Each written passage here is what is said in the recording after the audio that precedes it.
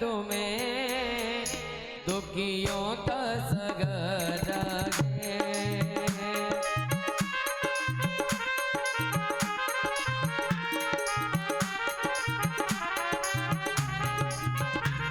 तेरा दर तो हकीकत में दुखियों का सगरा है।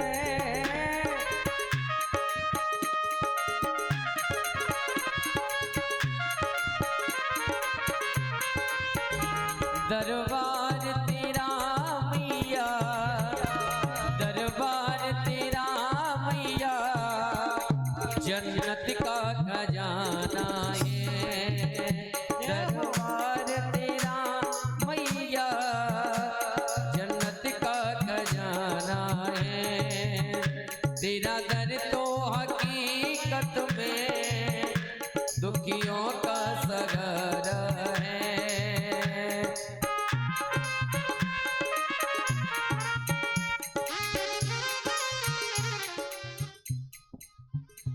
देखो आप ऐसे बैठे हैं ना और बार बार पे कर रहे हैं मुँह, बार बार पे वांसी आ रही है आप सबको, इसलिए तो भजन बोलवाया है।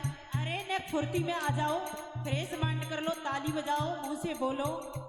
तो आपको जो निद्रा देवी है ना, ये तो विविधान डालती है, उवासी तो आती है, आलस्य आता है। तो थोड़ी ताली बजाओ और मुंह से भी बोलो। और देखो भैया बता रहे थे, लेकिन आप ये दोनों घुटने बांध के बैठ जाएंगे ना ऐसे, तो दरिद्रता देवी का निवास होता है। साक्षात कुबेर भी अगर इस आसन में बैठेगा ना, वो भी दरिद्र हो जाएगा। तो इस आसन से अब हम बैठे यहाँ तो कैसे लगेंगे बताना। सही से बैठ जाओ। और इतने बड़े बूढ़े भी नहीं, हमें सब दिख रहे हैं। सब मुंह से बोलना और ताली बजाना, इसलिए आपको जो नींद है ना, आलस्य आ रहा है, वो दूर हो जाए। बोली अम्बे मैया की। तेरा दर तो हकीकत में दुखियों का सगरा है।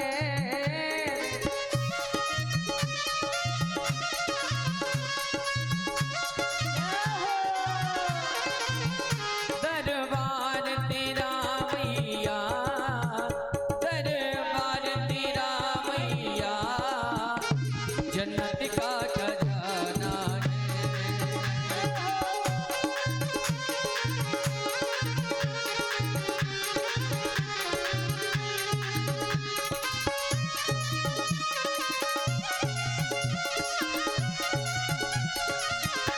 बोले सच्चे दरबार की।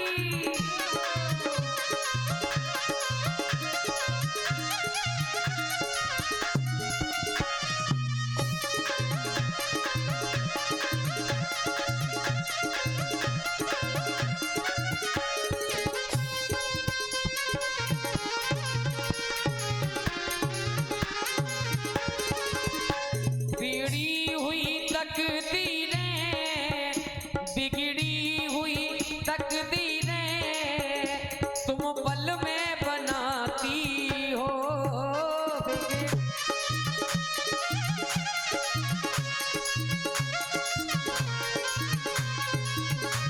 बिगड़ी हुई तकदीरें तुम पल में बनाती हो। अब लाज रखो मैया, अब लाज रखो मैया, अब तो तेरा सहारा है।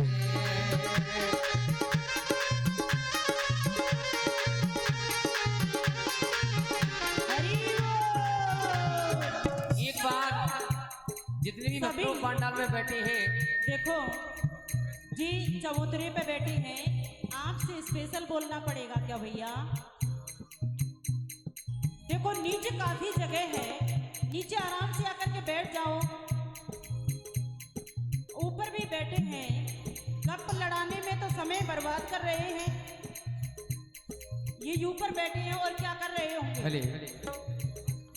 जहां तक मेरी आवाज जा रही हो, वो सभी को माता रानी की सौगंध है, सब आकर के पंडाल में बैठ जाएं, क्योंकि बहुत सुंदर बैठने की व्यवस्था है और बहुत बड़ा पंडाल है। तो इसमें आकर के बैठो। ये 9 दिन का अवसर आपको प्राप्त हुआ है, इस समय को बर्बाद मत करो। और फिर आप जाने और आपकी इच्छा है, लेकिन हम तो यही कहेंगे, माँ भगवती की सौगंध है आप सभी को, जो सब आकर के इस पांडाल में ना बैठे। बोलने को दी जुबान पर बोलता क्यों नहीं, और मैया के दरबार में बैठ के मुख को खोलता क्यों नहीं। तेरा आज का ना बोलना उस दिन काम आएगा, बोलना तो चाहेगा पर बोल नहीं पाएगा। सभी से निवेदन है, दोनों हाथ ऊपर एक बार करेंगे माता रानी के लिए। अगर ये दरबार आपने लगाया है तो इसका आनंद भी लीजिए। आपने बहुत ही सुंदर दरबार सजाया है मैया का। निवेदन करूंगा सभी भक्तों से, दोनों हाथ सीधे ऐसे होने चाहिए एक बार मैया के लिए। हो तेरा दर तो हकीकत में दुखियों का सहारा है,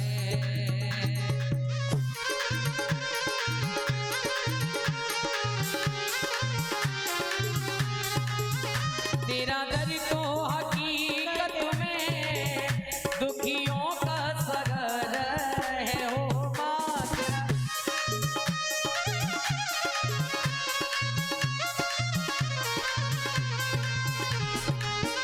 दरबार तेरा मैया, वो दरबार तेरा मैया, वो जन्नत का नजारा है।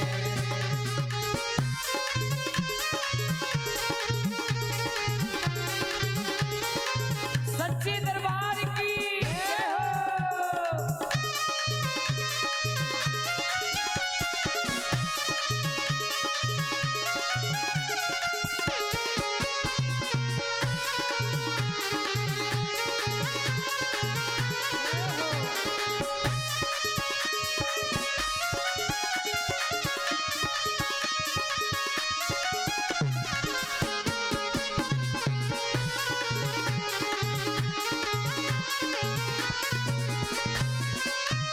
टूटी हुई कश्ती है, बड़ी दूर किनारा है मैया।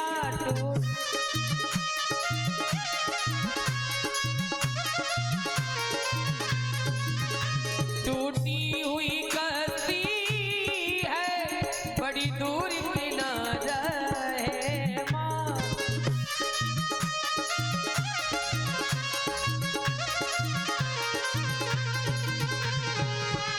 अब पार करो नैया, उमा अब पार करो नैया, भगतों ने पुकारा है।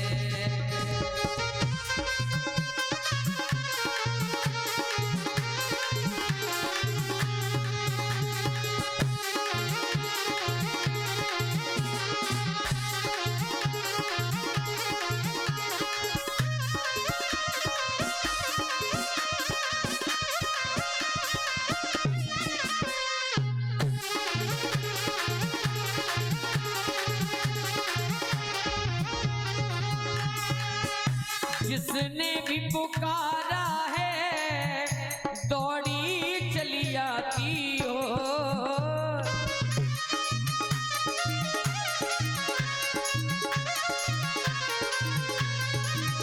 जिसने भी पुकारा है दौड़ी चली आती हो।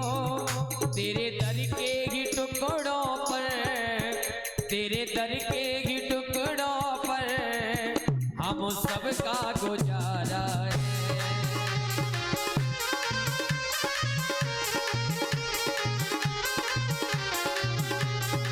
ओ तेरा दर्दो तेरा दर्दो तेरा दर्दो तेरा दर्दो, तेरा दर्दो तेरा दर्दो तेरा दर्दो तेरा दर्दो, तेरा दर्द तो हकीकत में दुखियों का सगर है। दरबार तेरा मैया, दरबार तेरा मैया, जन्नत का खजाना है, जन्नत का खजाना है, वो जन्नत का खजाना है, जन्नत का खजाना है।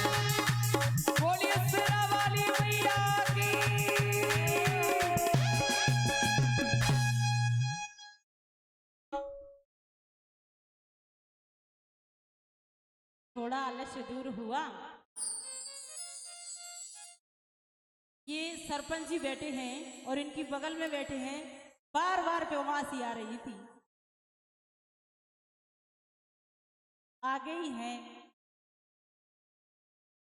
और पता है हमारी नजर एक एक पे रहती है, कौन सो रहा है और कौन सुन रहा है। देखिए कथा में श्रोता ज्यादा आते हैं,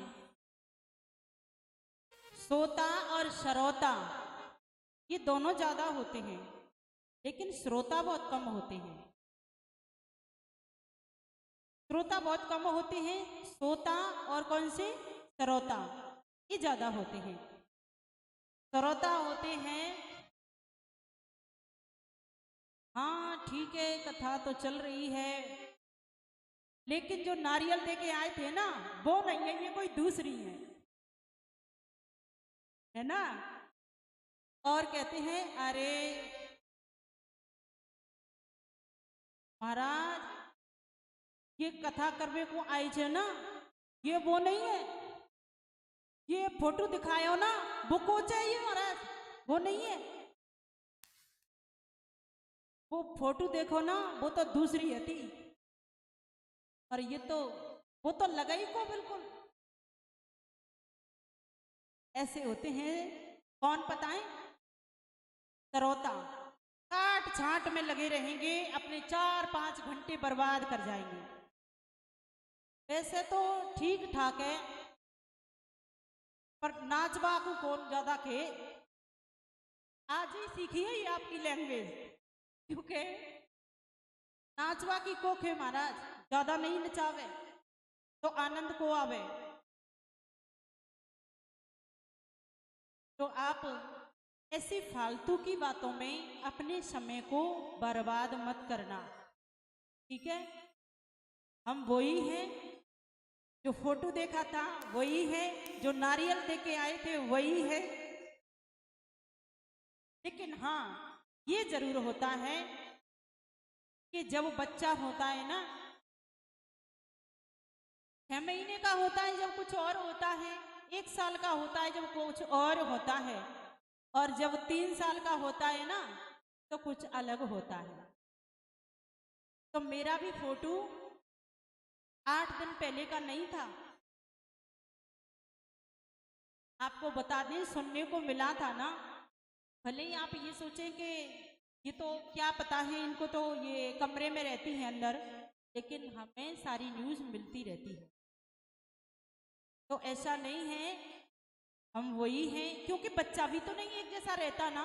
आप जब बाल अवस्था में थे, फिर युवा हुए, अब वृद्ध हो गए, एक जैसे ही थे क्या?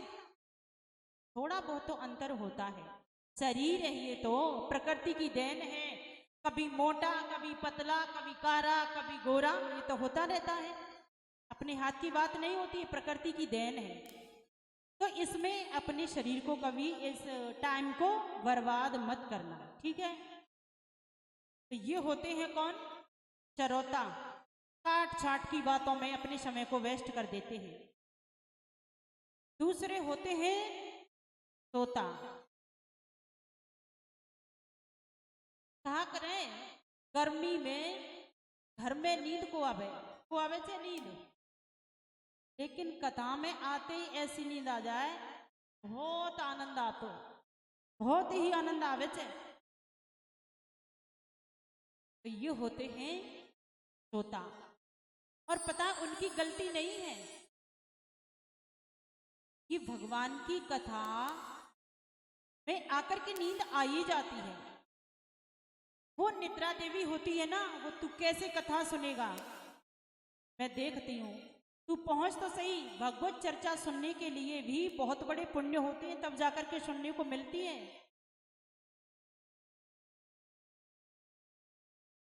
अरे एक झोंका तो आ ही जाएगा, पता नहीं चलेगा कब सो गए हम। लेकिन सच्चा कौन होता है बताएं? सच्चा होता है श्रोता, जो एकाग्र चित्त से भगवान की कथा को, मां भगवती की कथा को श्रवण करता है। वो होते हैं कौन? श्रोता। और आज पहला दिन है ना, इसलिए थोड़ा सा समझा देते हैं। बड़ा पवित्र स्थान है ये, और इसमें कथा सुनने के लिए हम आते हैं, तो अपने समय को वेस्ट ना करें। जितना समय मिल रहा है उसका हम लाभ उठाएं। देखो, ताली भी बजाया करो, क्योंकि नींद नहीं आती है ना, तो वो नींद भाग जाती है तालियों से।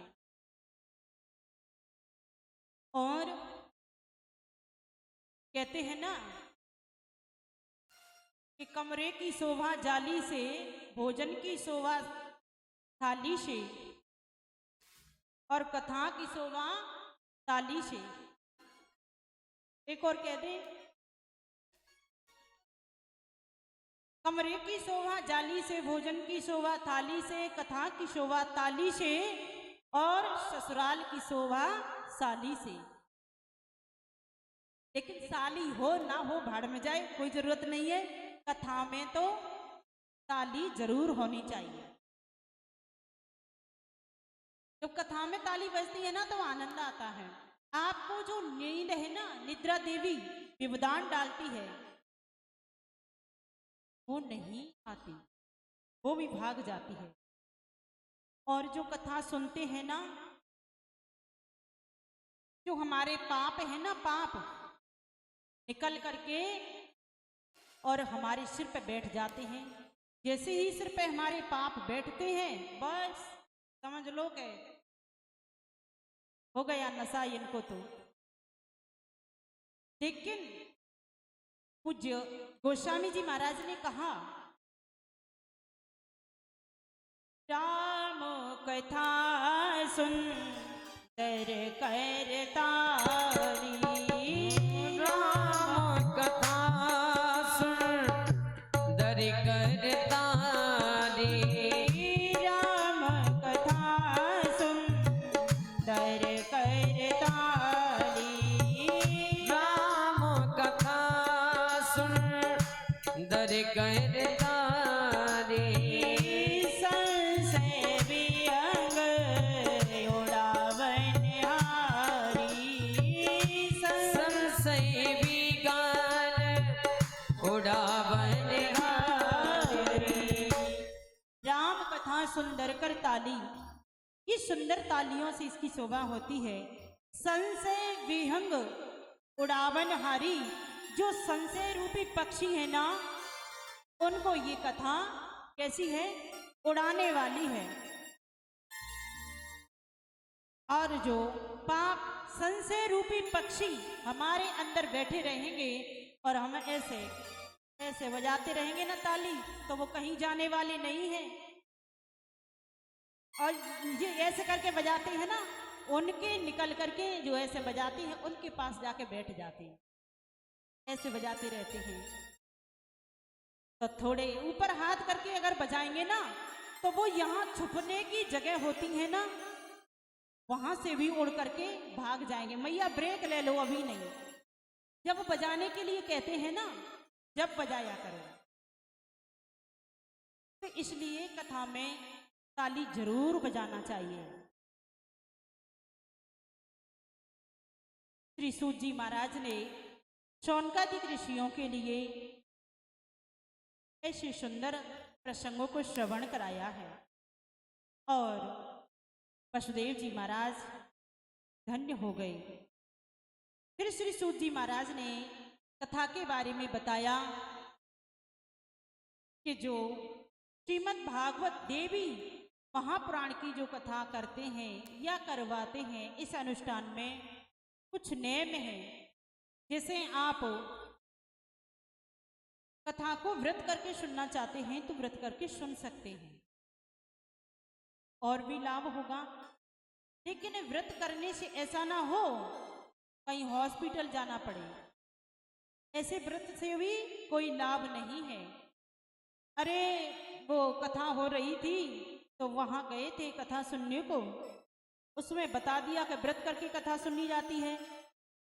यही से हमने व्रत रख लिया और देखो डॉक्टर के पास चक्कर काटने पड़ रहे हैं। तो ऐसा व्रत करने से भी कोई लाभ नहीं है कि घृतपानम पयापान,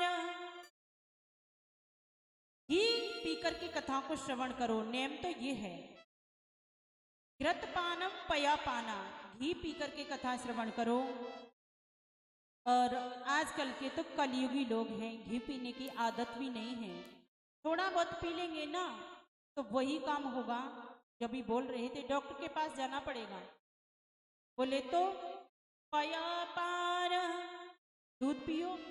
दूध पी करके तो कथा सुन सकते हो, और दूध भी इतना उपलब्ध नहीं है तो फल खाओ, और फल भी नहीं है ना तो कोई बात नहीं।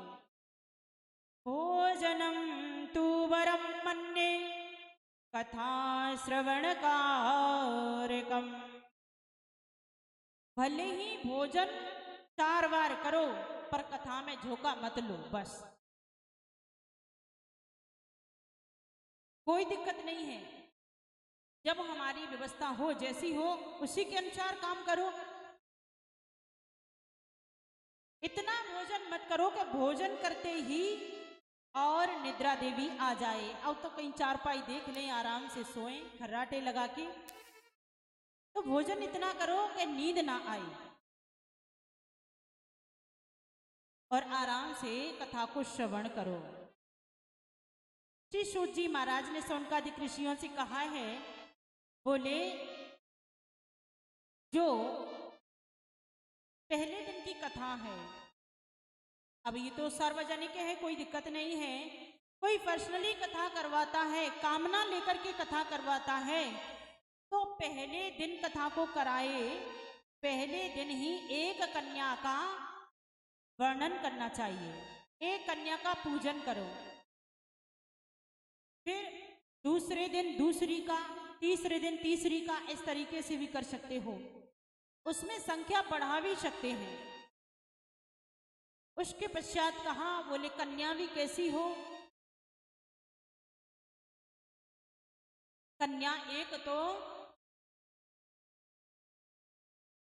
दिव्यांग ना हो, हाथ पैरों से कोई विकलांग ना हो।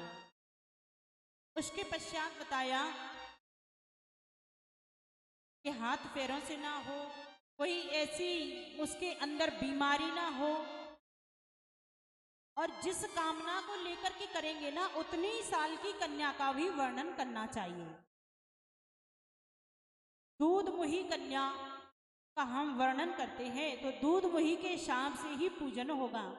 केवल दूध ही दूध पिएगी वो, और जिस कामना अलग अलग प्रकार से कामनाएं बताई हैं, ओम ऐं ह्रीं क्लीं चामुंडा यही विच्चे, इस मंत्र का जाप करेंगे और इस कन्या का पूजन करेंगे, उसको दूध पिलाएंगे तो घर में सुख शांति आएगी।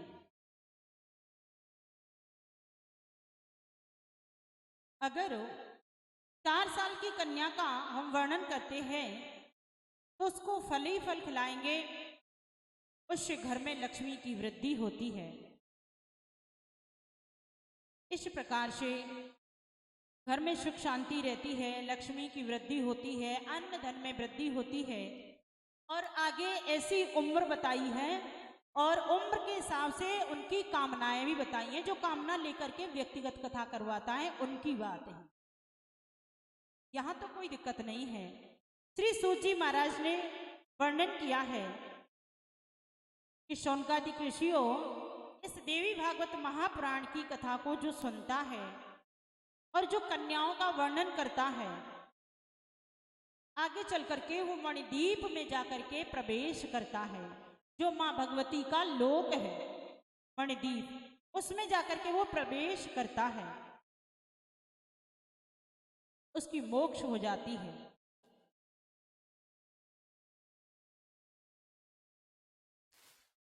श्री सूत जी महाराज ने शौनकादिक ऋषियों से वर्णन किया है और कहा, या सा भगवती दुर्गा भक्ति दुर्गति हारिणी तमसारात्य कल्याणी सद्या श्रियो भवेश शशि ही। भगवती दुर्गा की जो आराधना करता है उसको जल्दी ही सफलता मिलती है, क्योंकि माँ अपने पुत्र की बातों को जल्दी सुनती है, उसको जल्दी ही सफलताएं मिलती हैं।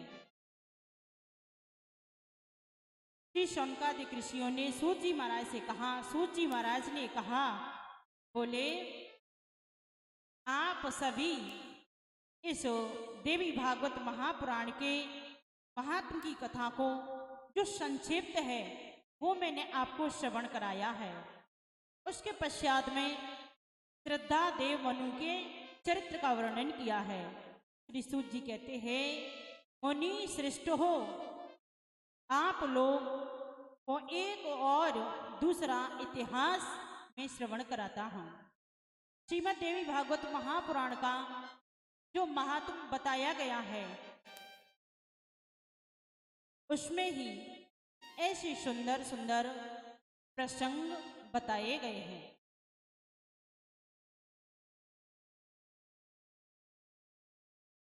वैवश मनु के पुत्र हुए श्रद्धदेव, और श्रद्धदेव मनु के पुत्र हुए हैं, उनको कोई संतान नहीं थी। उनके धर्मगुरु वशिष्ठ जी महाराज थे। वशिष्ठ जी महाराज के चरणों में अनन्य श्रद्धा थी। अनन्य श्रद्धा भाव से उनका पूजन किया और कहा, बोले प्रभु हमारे यहाँ कोई संतान नहीं है, तो कोई आप ऐसा उपाय करें जिससे हमें संतान की प्राप्ति हो जाए। बोले संतान की प्राप्ति? बोले हाँ अवश्य होगी। उन्होंने यज्ञ किया। वशिष्ठ जी महाराज ने श्रद्धादेव मनु के यहाँ पर राजा की इच्छा थी, श्रद्धेव मनु जी महाराज की इच्छा थी कि हमें पुत्र की प्राप्ति हो, लेकिन उनकी पत्नी थी, उनकी इच्छा थी क्या कि हमें पुत्री की प्राप्ति हो। ब्राह्मण यज्ञ कर रहे थे और यज्ञ चलते चलते जो श्रद्धदेव थे उनकी पत्नी ने इशारा किया और कहा, बोले कि हमारे पति है ना, ये तो पुत्र चाहते हैं लेकिन मैं पुत्री चाहती हूँ। ब्राह्मण देवताओं भोजन तो मैं ही कराती हूँ, मेरी इच्छा के अनुसार आहुति डालना। बोले हमें क्या करना, जैसा आप बताएंगे वैसा ही करेंगे। और रानी के इशारे पर ब्राह्मण देवों ने यज्ञ प्रारंभ किया। उस यज्ञ में पुत्र की जगह पे पुत्री कर दी, पुत्र की जगह पे पुत्री कर दी और पुत्री का जन्म हुआ। जो पुत्री का जन्म हुआ बड़ी सुंदर कन्या है, बहुत सुंदर कन्या, साक्षात मां भगवती के स्वरूप जैसी कन्या को पाकर के जो रानी है बड़ी प्रसन्न हुई। लेकिन जो श्रद्धदेव थे वो आग बबूले हो गए और कहा, मैंने तो यज्ञ के लिए कहा था कि पुत्र हो, गुरुदेव ये गलती कैसे हो गई, पुत्री कैसे हो गई, मैं तो पुत्र चाहता था। वशिष्ठ जी महाराज ने कहा, बोले ऐसा तो नहीं हो सकता, लेकिन अपनी पत्नी को जाकर के पूछो कहीं उन्होंने तो नहीं गड़बड़ कर दिया। तब कहा,